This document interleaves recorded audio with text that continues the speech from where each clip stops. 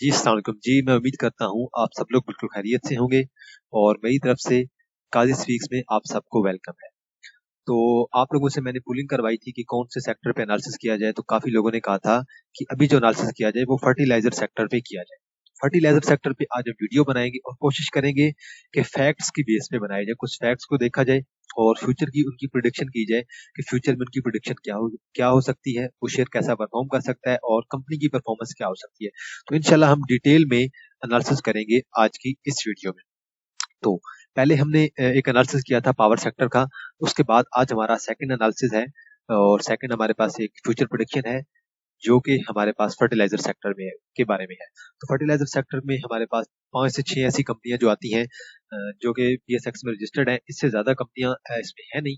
इसी वजह से हमारे पास एक कह लें कि छोटा-सा हमारा सेक्टर है, इतना बड़ा भी नहीं है। तो पहली कंपनी हमारे पास आ जाती है जी AHCL, Arif Habib corporation limited. Second हमारे पास है जी effort agro fertiliser limited. Third हमारे पास है agro agro corporation limited. Fourth हमारे पास है Fatima Fatima fertiliser corporation limited. Fifth हमारे पास है फौजी फर्टिलाइजर मिल लिमिटेड एफएफबीएल। और सिक्स्थ हमारे पास है एफएफसी फौजी फर्टिलाइजर कंपनी लिमिटेड, जो कि मेरे ख्याल में one of the biggest firm है फर्टिलाइजर सेक्टर में। तो ये हमारे पास 5-6 हैं, को हम देख लेंगे इनमें से किसकी सेल्स अच्छी हैं और कौन सी कंपनी अच्छी है, कौन सी कंपनी अच्छा प्रॉफिट जनरेट कर रही है, किस कंपनी का मार्केट शेयर अच्छा है, वो सब हम डिटेल में स्टडी कर लेंगे। तो सब तो पहली बात मैं आपको ये बताना चाहता हूँ कि जो भी हमारे पास कंपनी होती है, वो जब भी हमारे पास फर्टिलाइजर बना रही होती है, तो उसे चाहिए होती है उसे चाहिए होती है गैस। और वो गैस उसे कहाँ से मिलती है? एसएनजीपी से मोस्टली। मैं यहाँ पे जरा एसएनजीपी में अगर यहाँ से आगे सर्च कर लेता हूँ, यहाँ पे टैब पे, तो ज्यादातर जो गैस ये ली जाती है और बहुत ज्यादा गैस चाहिए होती है जब भी फर्टिलाइजर बनाई जा रही होती है, कोई भी कंपनी बना रही हो, चाहे वो एंग्रो हो, चाहे एफर्ट हो, चाहे वो एफएफसी हो, चाहे वो एफएफबीएल हो, चाहे वो आरिफ हबीब वाली हो। सिंपल सी बात है, एसएनजीपी से मोस्टली जो होती है वो कंपनियां गैस लेती हैं। किसके लिए? फर्टिलाइजर की प्रोडक्शन के जो दौरान ये गैस काम आती है। तो ये हमारे पास सेक्टर है। तो चलते हैं जरा, मेरे पास एक अभी पीएससीआरएफ आंकड़ा की रिपोर्ट है बैकरा की। उस रिपोर्ट को भी हम जरा देख लेते हैं कि उस रिपोर्ट के मुताबिक हमारे पास जो एनालिसिस है वो क्या कहता है, और उस रिपोर्ट के मुताबिक हम फ्यूचर की प्रोडिक्शन कैसे कर सकते हैं। तो मेरे पास एक ये रिपोर्ट है, ये आप इनकी वेबसाइट पे भी देख सकते हैं, the Pakistan credit rating agency limited PACRA. तो ये आप इनकी वेबसाइट पे जाके आपको मिल जाएगी और ये इनका एनालिसिस है फर्टिलाइजर सेक्टर के बारे में। इनका एक डिटेल में एनालिसिस है। तो जैसे जैसे हमारा ये पीडीएफ आगे जाता जाएगा, हमें मुख्तलिफ फैक्ट्स के बारे में आइडिया होता जाएगा। आगे चलते हैं जी जरा। तो ये इसका एक टेबल ऑफ कंटेंट है, पर मैं टेबल ऑफ कंटेंट की तरफ नहीं जा रहा, मैं सीधा आगे जा रहा हूँ और आगे जाके हम अपना कंटेंट जो है वो स्टार्ट करते हैं और देखते हैं कि हमारा कंटेंट क्या कहता है। तो इकोनॉमी में 22% जो हिस्सा है वो हमारी एग्रीकल्चर का है, 13% मैन्युफैक्चरिंग का है और 52% हमारी सर्विसेज का है। अब एग्रीकल्चर में ज्यादातर जो चीज आ जाती है हमारे पास क्रॉप्स आ जाती हैं और बाकी अदर्स आ जाती हैं। और क्रॉप्स में जो हमारे पास 59% है वो इम्पोर्टेंट क्रॉप्स आ जाती हैं, जैसे वीट वगैरह हो गई। और 41% हमारे पास अदर क्रॉप्स आ जाती हैं। देन अदर्स में हमारे पास लाइफ स्टॉक आ जाता है। लाइफ स्टॉक के बाद हमारे पास इसका 5% हमारे पास अदर में भी आ जाएगा। देन हमारे पास अगर मैन्युफैक्चरिंग में देखा जाए तो उसमें मुख्तलिफ चीजें आ जाती है। मैन्युफैक्चरिंग में हमारे पास एक फर्टिलाइजर सेक्टर आ रहा है। तो ये रहा जी हमारा फर्टिलाइजर, जो कि 3.9% है हमारी इकोनॉमी का। तो 3.9% हमारी इकोनॉमी में फर्टिलाइजर सेक्टर जो है वो कंट्रीब्यूट कर रहा है। और अभी हम फर्टिलाइजर सेक्टर को इंशाल्लाह डिटेल में देखेंगे। तो आगे चलते हैं जी जरा। तो ये मेरे पास एक लिस्ट है क्रॉप्स की, तो इनको जरा देख लेते हैं। तो सबसे ज्यादा जो हमारे पास प्रोडक्शन हुई है वो पहले थी हमारे पास इसकी होती थी, क्रॉप्स की होती थी, क्रॉप्स में वीट की होती थी सबसे ज्यादा। तो अभी ये हमारे पास इसके यूनिट्स वगैरह भी है, फिजिकल ईयर भी लिखा हुआ है। ये फिजिकल ईयर 18 का है, 19 का है, 2020, 21, 22 और 23। तो इसी तरह इनकी लिस्ट बनी हुई है और उनकी ग्रोथ भी लिखी हुई है। अगर आप कॉटन में देखें तो कॉटन की जो हमारी प्रोडक्शन है वो आहिस्ता आहिस्ता कम होती गई है और 2023 में -41% कम हो गई है। अब वजह क्या है वो आपके सामने आ जाएगी। शुगर केन की देखें, 88,000 से लेकर 82,000 टन पे रह गई है, तो -7.1% हमारे पास डिक्रीज आ गया है। देन हमारे पास राइस की देख लें, वो भी आहिस्ता आहिस्ता हमारे पास डिक्रीज होती है और -29% डिक्रीज हो गई है। देन हमारे पास वीट की अगर ग्रोथ देखें तो सिर्फ वीट की हमारे पास जो ग्रोथ है वो पॉजिटिव है। अगर 2018 में देखें 25,000, 2019 में देखें 14,000 और 24,000 और 2020 में देखें 24,000, तकरीबन 25,000 के करीब है। और 2021 में देखें 27,000, 2022 में देखें 26,000 और 2023 में देखा जाए तो 28,000। तो 7.6% इंक्रीज आया है। तो ओनली जो पॉजिटिव हमारे पास एक चीज आ रही है वो हमारे पास आ रही है वीट। आगे चलते हैं जी। अब हमारे पास आ जाते हैं types of fertilizers and nutrients. अब जो न्यूट्रिएंट्स वगैरह हम यूज करते हैं उनमें क्या क्या चीज आ जाती है। एक सबसे ज्यादा हम चीज सुनते रहते हैं कि पौधों को जो चीज जरूरत होती है वो होती है नाइट्रोजन, फास्फोरस और पोटाशियम। अब नाइट्रोजन हमारे पास सबसे ज्यादा है और नाइट्रोजन हमें किस चीज के अंदर मिलती है? नाइट्रोजन हमें मिलती है यूरिया के अंदर। और फिर हमारे पास आ जाता है फास्फोरस। फास्फोरस के अंदर जो हमारे पास एक प्रोडक्ट आ जाती है वो आ जाती है डैप, डीएपी। और डीएपी सबसे ज्यादा पता है कौन प्रोड्यूस करता है? फौजी फर्टिलाइजर मिल लिमिटेड। एग्रो वाले भी करते हैं और एफर्ट वाले भी करते हैं, एफएफसी वाले भी करते हैं, लेकिन सबसे ज्यादा जो प्रोड्यूस करता है डीएपी वो हमारे पास फौजी फर्टिलाइजर मिल लिमिटेड प्रोड्यूस करता है। तो फौजी फर्टिलाइजर मिल लिमिटेड की अभी जो पिछले दिनों में एक रिपोर्ट आई थी उसमें सबसे ज्यादा जो सेल्स वगैरह हुई थी, उन्हें प्रॉफिट जनरेट हुआ था, वो इसी वजह से हुआ था। देन हमारे पास पोटाशियम है जो कि बिल्कुल स्मॉल ही परसेंटेज में है, पर मेनली हमारे पास नाइट्रोजन है और फास्फोरस है। आगे चलते हैं जी जरा। और जरा आगे चलते हैं जी। व्हीट हमारे पास हो गई, राइस हो गई, कॉटन हो गई, शुगर केन हो गई और फ्रूट क्रॉप्स हो गई। तो ये हमारे पास 4-5 जो है ना, ये हमारे पास मेन प्रोडक्ट है। आगे चलते हैं और जरा देखने की कोशिश करते हैं कि हमारे पास फर्टिलाइजर की जो है हमारे पास वो कौन सा जो है हमारे पास है कंपनी है, उसकी जो है मार्केट शेयर ज्यादा है। तो अब पहले देख लेते हैं। हमारे पास ये आ रहा है प्रोडक्शन ब्रेकअप आ रहा है, प्रोडक्ट वाइज आ रहा है और ऑफ पेज प्रोडक्ट वाइज। पर इसे छोड़ दें, मैं असल में देखना चाह रहा था कि हमारे पास मार्केट जो है ना, मार्केट का जो शेयर है वो किसका ज्यादा है। तो मार्केट का शेयर अगर आगे होगा तो आगे जाके डिस्कस कर लेते हैं। ये हमारे पास आ गया जी मार्केट शेयर। तो मार्केट शेयर जो है वो सबसे ज्यादा हमारे पास आ रहा है एफएफसी, फौजी फर्टिलाइजर कंपनी। एफएफसी का 42% हमारे पास मार्केट शेयर है 2022 के मुताबिक। सबसे ज्यादा मार्केट शेयर इनका है। उसके बाद एफर्ट का हमारे पास तकरीबन हमारे पास आ रहा है 28%। तो 28% हमारे पास एफर्ट का आ रहा है। उसके बाद फातिमा फर्टिलाइजर का हमारे पास आ रहा है 16%। देन हमारे पास 8% आ रहा है फौजी fertilizer mill limited. Then last में तकरीबन 6% हमारे पास आ रहा है एग्रीटेक लिमिटेड। तो मेरे ख्याल में जो आरिफ हबीब की कंपनी है उनका तो यहाँ कहीं पे नाम ही नहीं आ रहा है। तो फ्यूचर किसका है? एफएफसी का। मार्केट शेयर जो सबसे ज्यादा है वो हमारे पास किसका आ रहा है? एफएफसी आ रहा है। तो एफएफसी का जो हमारे पास है वो सबसे ज्यादा हमारे पास मार्केट शेयर है। और प्रोडक्शन वाइज भी देख लें, प्रोडक्शन वाइज अगर देखा जाए तो भी एफएफसी का जो मार्केट शेयर है वो 38% है, एफर्ट का 31% है और इसके बाद 17% फातिमा का है और 8% हमारे पास एफएफबीएल का है और जो हमारे पास 6% है वो हमारे पास एग्रीटेक का है। तो जो मेन रोल है वो हमारे पास एफएफसी के और एफर्ट का है। और एफर्ट में एंग्रो भी आ जाती है। एंग्रो और एफर्ट दोनों एक ही चीजें हैं। तो बेसिकली एफएफसी आपको दोनों तरफ में फायदे दिखा रही है। तो हर जगह से मेरे ख्याल में मार्केट कैप देख लें, इनका मार्केट शेयर देख लें, सॉरी, और प्रोडक्शन वाइज भी देख लें तो हमारे पास जो एफएफसी है वो हमारे पास काफी आगे है। आगे चलते हैं जी जरा और देख लेते हैं मजीद आगे। अगर मार्केट शेयर की बात की जाए प्रोडक्शन और इंपोर्ट्स की निस्बत, तो हमारी जो प्रोडक्शन है वो ज्यादा है और जो इंपोर्ट है वो हमारी कम है। ये मार्केट शेयर में, अगर मार्केट शेयर की अगर बात की जाए तो हमारी जो प्रोडक्शन है वो ज्यादा है और जो इंपोर्ट है वो हमारी कम है। देन आगे चलते हैं जी। और जरा मैं असल में देखना चाह रहा था डैप की जो प्रोडक्शन है उसमें किसका कितना किरदार है। तो ये डैप की प्रोडक्शन का किरदार हमारे पास यहीं पे होना चाहिए वैसे नीचे कहीं। तो मैं वही देखना चाह रहा हूँ। तो मैं जरा नीचे चलता हूँ और देखता हूँ जी। प्राइस एंड कॉस्ट स्ट्रक्चर ये हमारे पास आ गया जी। तो ये इनकी प्राइसेस वगैरह आ गई हैं। बहरहाल प्राइसेस से हमें इतना ज्यादा फर्क नहीं पड़ता। बहरहाल जो हमारे पास एंग्रो की जो खाते हैं उनकी प्राइसेस काफी ज्यादा हैं। एंग्रो की प्राइसेस काफी ज्यादा है, इस वजह से उनकी सेल भी डिक्रीज हुई है। आगे चलते हैं जी जरा। और ये अभी तक उनकी प्राइसेस ही दिखा रहे हैं। तो नीचे हमारे पास का कुछ ना कुछ होना चाहिए, एक प्रोडक्टिव ये चीज। देन हमारे पास आ जाती है strength, weakness, threats and opportunities. इस सेक्टर की स्ट्रेंथ क्या है, वीकनेस क्या है, थ्रेट्स क्या है, अपॉर्चुनिटीज क्या है। स्ट्रेंथ जो है वो सिंपल सी बात है कि इसके अंदर जो लेबर होते हैं ना उन्हें स्किलफुल नहीं होना पड़ता। अगर सिंपल सी भी लेबर है जिन्हें इतना खासा काम नहीं भी आता वो भी हमारे पास ये वाला काम कर सकता है। तो इस काम में जो हमारा फर्टिलाइजर सेक्टर का काम है इसमें आपको इतनी ज्यादा आपको स्किलफुल नहीं होना चाहिए। तो और फिर इसके बाद एक और जो इसकी जो है हमारे पास स्ट्रेंथ है वो ये है कि ये हमारे पास इन डिमांड है। इन डिमांड का यहाँ पे कहने का मकसद ये है कि पाकिस्तान एक एग्रीकल्चर कंट्री है, जिसकी वजह से हमारे पास जो एग्रीकल्चर है, जो हमारा फर्टिलाइजर है, वो एग्रीकल्चर में जाना होता है सारा फर्टिलाइजर में, इस वजह से इन डिमांड है।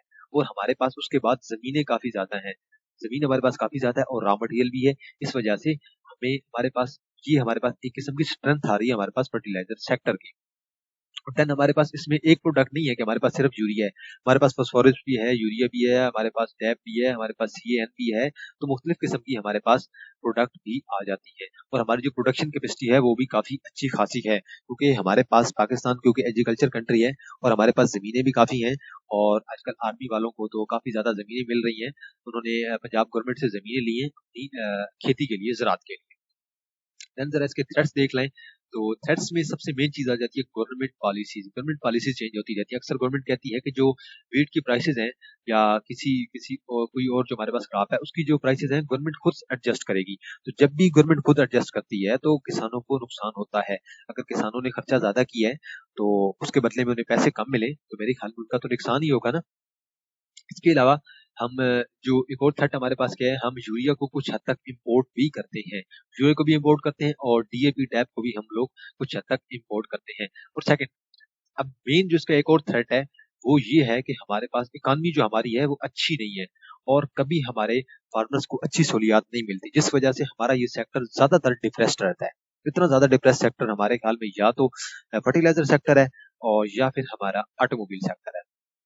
और देन एक और चीज जो थ्रेट है वो ये है कि ये जो हमारे पास जो फर्टिलाइजर बनाई जाती है तो इसके दौरान बनाने में हमें सबसे ज्यादा गैस चाहिए होती है, जिसे हम फ्यूल कह लें।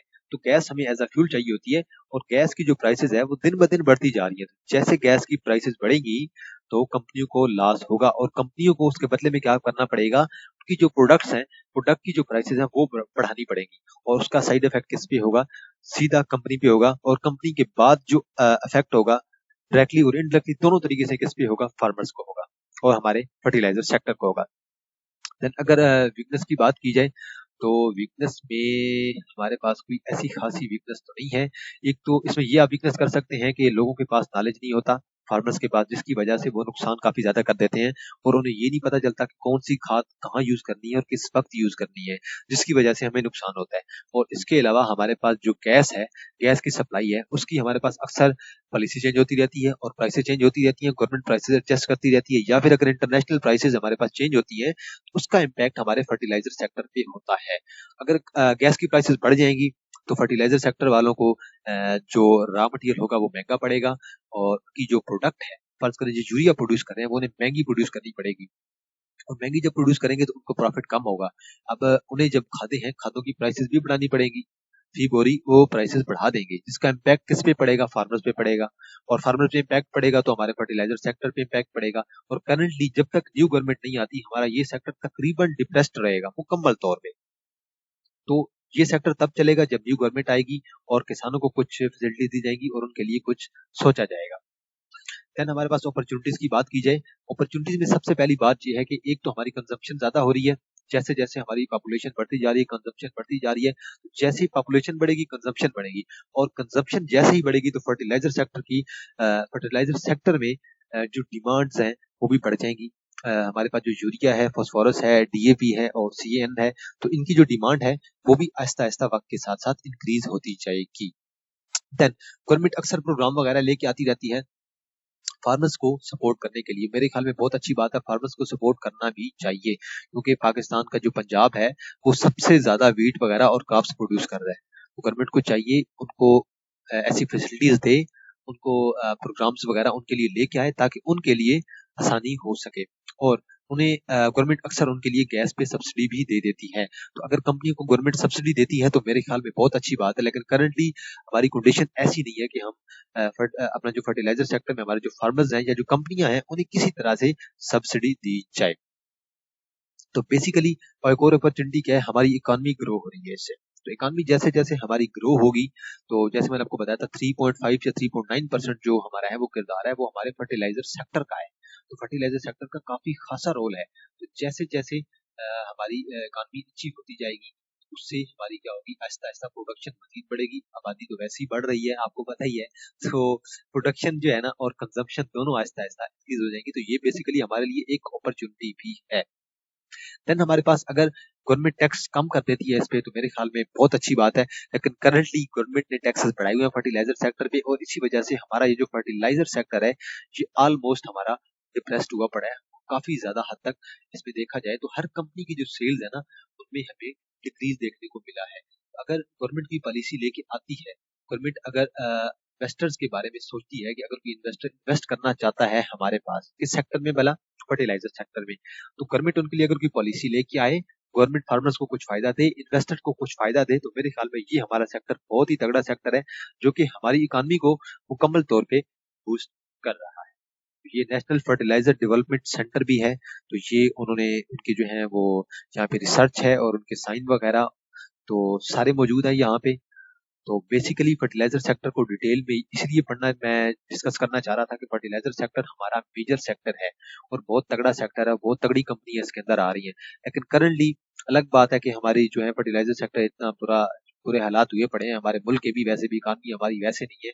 तो बहरहाल जैसा भी हो मुल्क हमारा चलता रहेगा, तो फर्टिलाइजर सेक्टर में हमारे पास जो भी शेयर है वो परफॉर्म करते रहेंगे।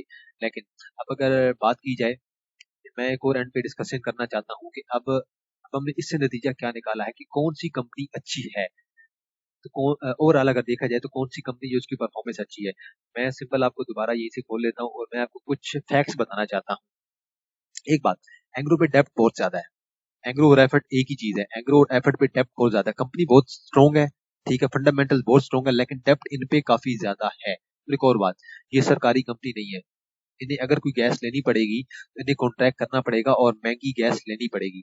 लेकिन हमारे पास यहाँ पे एफएफसी आ रहा है, फौजी फर्टिलाइजर कंपनी लिमिटेड, फौजी फर्टिलाइजर मिल लिमिटेड, दो फौजी भाइयों की आ गई है। तो इन्हें जब भी गैस लेनी पड़ेगी ये तो गवर्नमेंट के साथ डील करके, एसएनजीबी के साथ, एसएसजीसी के साथ तो डील करके उनसे ले सकते हैं सस्ते दामों में। तो इन्हें एक एडवांटेज हासिल है, ये फर्स्ट एडवांटेज है हमारे पास एफएफसी और एफएफबीएल को हासिल है। सेकंड, एफएफबीएल को एक और एडवांटेज हासिल है, इसको ये एडवांटेज हासिल है कि जो हमारे पास डीएपी है डैप, जो कि फास्फोरस के अंदर आ जाती है, तो वो फौजी फर्टिलाइजर मिल लिमिटेड सबसे ज्यादा प्रोड्यूस कर रहा है। एफएफसी वाले प्रोड्यूस कर रहे हैं बहुत कम, एग्रो वाले प्रोड्यूस कर रहे हैं, एफर्ट वाले प्रोड्यूस कर रहे हैं बहुत कम, लेकिन सबसे ज्यादा जो प्रोड्यूस कर रहा है वो हमारे पास एफएफबीएल कर रहा है। तो एफएफसी एक पॉइंट में एफएफसी आगे है, एक पॉइंट में एफएफबीएल आगे है। लेकिन ओवरऑल अगर देखा जाए तो कंपनी तो एक ही दायरे की है। और एक और बात, जो हमारे पास थर्ड पॉइंट है, थर्ड पॉइंट ये है कि हमारे पास एफएफबीएल और एफएफसी जो हमारे पास फौजी भाई हैं उन्होंने अभी गवर्नमेंट से काफी ज्यादा जमीनें ली हैं, और ये समझ लें एक किस्म के सहरा ही ले लिए हैं पूरे के पूरे। जैसे हमारा इंडिया का दुबैया बहुत बड़ा है, तो ऐसे 10 दुबई कर ले तो इतनी जगह उन्होंने ले ली है। अब जो फौजी फर्टिलाइजर की जो हमारे पास फर्टिलाइजर जो उनकी फर्टिलाइजर की प्रोडक्ट्स होंगी वो अब उधर ही जाएंगे, और अब हमारे जो फौजी भाई हैं वो फर्टिलाइजर सेक्टर की तरफ जाना चाह रहे हैं। अभी आपने जो हमारे आसिफ मुदीर हैं जो कि जनरल हैं, तो उनकी आपने देखी होगी कुछ ऐसे क्लिप वगैरह भी सुने होंगे, वो कह रहे हैं कि हम इकोनॉमी को डेवलप करना चाहते हैं और फर्टिलाइजर सेक्टर को डेवलप करना चाहते हैं। तो फर्टिलाइजर सेक्टर को डेवलप कर रहे हैं तो उनमें कुछ ना कुछ इन दोनों कंपनियों का बहुत ज्यादा हाथ होगा और बहुत ज्यादा प्रॉफिट होगा। अगेन एफएफसी एफएफपीएल बिल्कुल फ्रंट फुट पे हैं। अगर फातिमा का देखा जाए तो फातिमा एक नॉर्मल कंपनी है, ठीक है, नॉर्मल परफॉर्म करती जाती है। देन हमारे पास एफर्ट और एंग्रो बहुत तगड़ी कंपनी है, बेशक इसमें कोई शक नहीं है, बहुत तगड़ी कंपनी है। लेकिन एफएफसी का फ्यूचर बहुत स्ट्रॉन्ग है, एफएफसी का फ्यूचर बहुत स्ट्रॉन्ग है, एफएफबीएल का फ्यूचर बहुत स्ट्रॉन्ग है। बहरहाल आप एंग्रो और एफर्ट को भी हल्के में मत लीजिएगा। बहरहाल एफर्ट, एंग्रो, एफएफबीएल और एफएफसी अच्छी कंपनी है। अब फातिमा के बारे में एक और चीज कहना चाहता हूँ, फातिमा पे लोगों का कॉन्फिडेंस ही नहीं हो रहा है।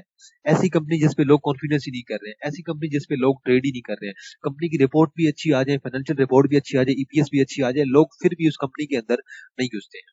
तो लोगों का इस कंपनी पे एतमाद ही नहीं है। अब देखें, लोगों का एफएफसी पे एतमाद बढ़ रहा है आहिस्ता आहिस्ता, एफएफबीएल पे एतमाद बढ़ रहा है, एग्रो एफर्ट पे वैसे ही उनका जो एतमाद है बहुत ज्यादा है। अब आरिफ हबीब कारपोरेशन लिमिटेड, मैंने तो यार सुना नहीं है कि इनकी कोई ग्रोथ अच्छी हुई हो या इन्होंने बहुत ही तगड़ी परफॉर्मेंस दी हो। नॉर्मल परफॉर्मेंस आती रहती है, नॉर्मल ईपीएस आती रहती है, और आरिफ हबीब साहब है, उन्हें पता है कि अच्छी परफॉर्मेंस कैसे लेके आनी है। तो बहरहाल आप लोग समझ गए होंगे मैं क्या कहना चाह रहा हूँ। तो पॉइंट, हमने जो एक प्रिडिक्शन निकाली है कि कौन सी कंपनी इन फ्यूचर अच्छा परफॉर्म कर सकती है, number 1 FFC, number 2 Fauji fertilizer mill limited, number 3 Engro and effort. तो ये मैंने एक जो है कैटेगरी है मैंने रैंक कर दी है मेरे अपने लिहाज से। तो बहरहाल जो रैंकिंग थी वो मैंने आपको पीडीएफ के लिहाज से भी यहाँ से बता दी है, और अपने लिहाज से भी रैंकिंग मैंने आपको करके बता दी है कि कौन सी कंपनी कैसा परफॉर्म कर सकती है हमारे पास। तो ये हमारा आज का फर्टिलाइजर सेक्टर पे एनालिसिस था।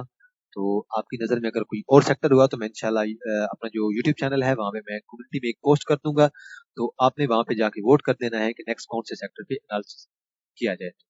इंशाल्लाह आप लोगों के साथ दोबारा मुलाकात होगी एक नई वीडियो के साथ। तब तक आप लोग अपना ख्याल रखिएगा। अल्लाह हाफ़िज़।